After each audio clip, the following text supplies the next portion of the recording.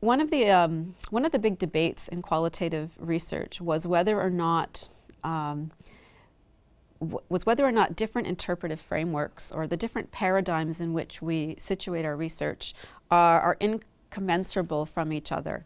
And generally, I would say a decade ago or even earlier, it was assumed that people who were working within what we call a positivist framework were working at odds with people who might be situated in a more constructionist framework.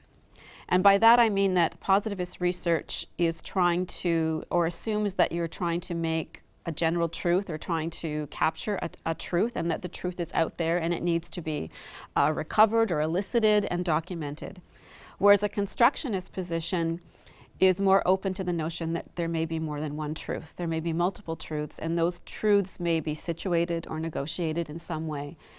And when you look at the paradigms in that way around what it is you're trying to produce, you could arguably say that they work against each other. How can you possibly be wanting to produce something that assumes there's a truth to capture and also be working with a paradigm that assumes that there are multiple truths that maybe can never be captured or are always situated and partial?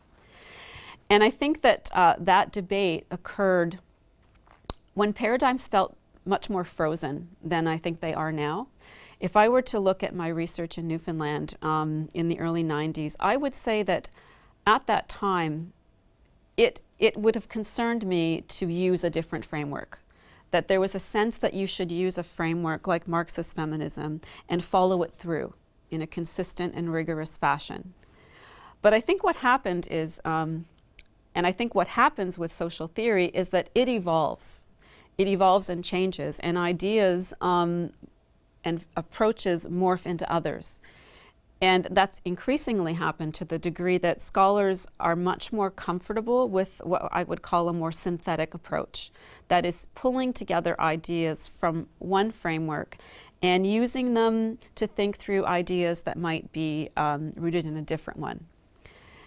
And I would call this a synthetic approach, where you're mixing and matching. Now, the downside to a synthetic approach is that it could appear to be unrigorous, that it could appear as if your question and your theory and your method didn't match. And I think what you have to do is you have to try to figure out what is the driving force behind your research. What is the conceptual anchor? What is it that makes your research consistent, rigorous, convincing? And when you do that, you will find that you can draw on different strategies, different approaches that may be borrowed from different areas. More recently, people like Denzin and Lincoln, people who write critically about qualitative inquiry, for example, have said that the debate about incommensurability is not as relevant as it was. I think it's very relevant for some, but less relevant for others. And there's one way I think about it is when you're doing community-based research, for example. When you're doing community-based research, you often, what you share with community partners is a committed approach to a social issue or a problem. And if you have a committed approach to a problem or a social issue, then you might want to draw on research strategies that help to illuminate and make sense of that problem with the purpose of, ideally, trying to address the problem in some way. And so what you share is common values or a common position that there's a problem that needs to be changed. And therefore, I think a more synthetic approach can be very effective.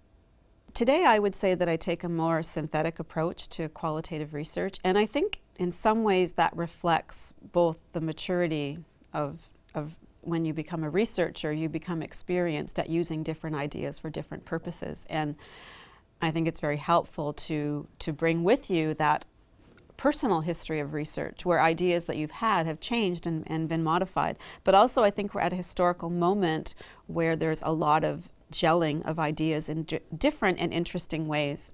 So a synthetic approach is much more acceptable. But if it might be helpful if I explained what worked for me in terms of a synthetic approach.